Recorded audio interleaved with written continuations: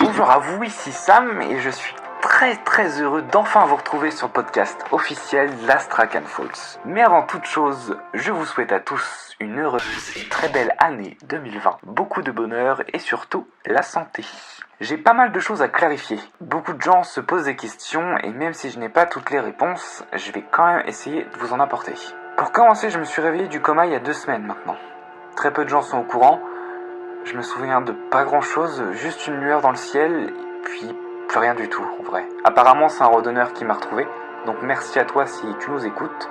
Je me souviens de vraiment rien et surtout de comment j'ai atterri là. Ce qui est vraiment étrange, c'est que j'étais nu dans la forêt de Greenville à 25 km d'Astrakhan Falls.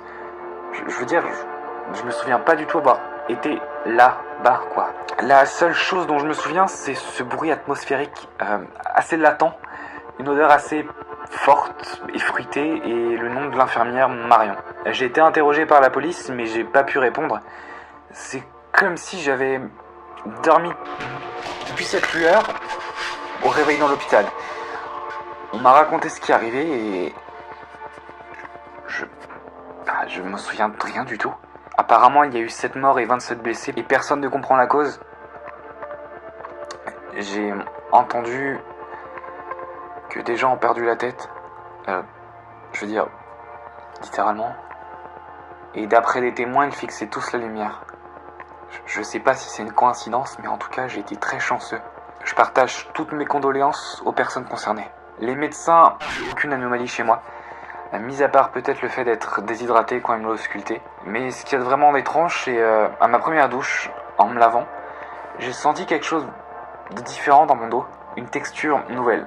Je suis sorti immédiatement de la douche et j'ai regardé dans le miroir et j'ai une immense cicatrice dans le dos. Je n'avais aucune cicatrice à ma connaissance, je n'ai jamais eu d'opération et quoi que ce soit. J'ai demandé au médecin s'il m'avait fait des opérations, non, pas du tout. Il l'avait bien vu cette cicatrice, mais pour elle, elle a au moins 23-24 ans. Elle date pas d'hier, et ce que je veux dire c'est que c'est pas possible, je me souviens de rien, cicatrice. Bon, et je comprends pas. Et eux, ils comprennent pas non plus. Personne peut me répondre. Et je me retrouve avec une cicatrice dans le dos. Et j'ai eu des examens, mais il manque rien, j'ai rien de rajouté. Je comprends pas. Pendant ce temps, Laura a écouté les cassettes, mais apparemment il y a comme un écho, et elles sont toutes inaudibles. La seule qui fonctionne encore assez est celle où j'apparais dedans, et j'ai aucun souvenir de ça non plus. Je me souviens l'avoir écouté, mais j'étais pas là-bas. Je n'ai absolument rien à voir avec Andrea.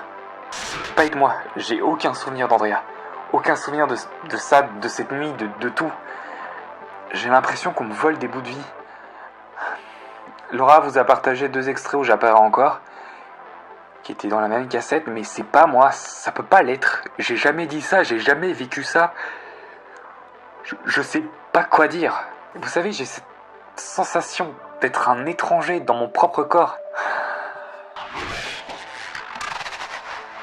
Mis à part ça, il fait assez froid, mais allez, sans plus tarder, les news locales, et on reprend avec le rythme habituel. La lueur dans le ciel est toujours présente. Depuis cette fameuse nuit du 21 décembre, ce rayon lumineux reste immobile. Personne ne sait ce que c'est ou ce que ça représente. Des scientifiques sont venus étudier la chose, mais aucune réponse et nous n'avons toujours aucune nouvelle depuis. Quand je pense à cette lueur, j'ai de suite les mots de Pierre en tête. Vous savez, la lueur qu'il a aperçue au-dessus de la centrale. En tout cas, les dorénavant inoffensifs. Je l'ai regardé à de nombreuses reprises et rien du tout. Le froid s'installe à Astrakhan Falls. D'ailleurs, le Drive-In La Dune propose une projection du film The Thing de Carpenter. C'est un okaka à être loupé. Pour l'instant, on n'a pas plus d'informations, mais nous vous tenons au courant. L'officier Le Terrier est toujours lui aussi dans le coma. Apparemment, il aurait eu un accident de voiture la nuit du 21 décembre, non loin de là où je me trouvais. Les policiers mènent l'enquête et ils devraient fournir des détails assez rapidement. La centrale d'Astrakhan Falls reste pour le moment inaccessible. Aucune nouvelle d'Henri Levresse et de ses employés, même ceux qui étaient à l'hôpital. Presque plus personne ne parle de cette nuit. Je pense qu'ils profitent de ce qui est arrivé à Astrakhan Falls pour se faire oublier. Mais ne vous inquiétez pas, nous, on n'oublie pas.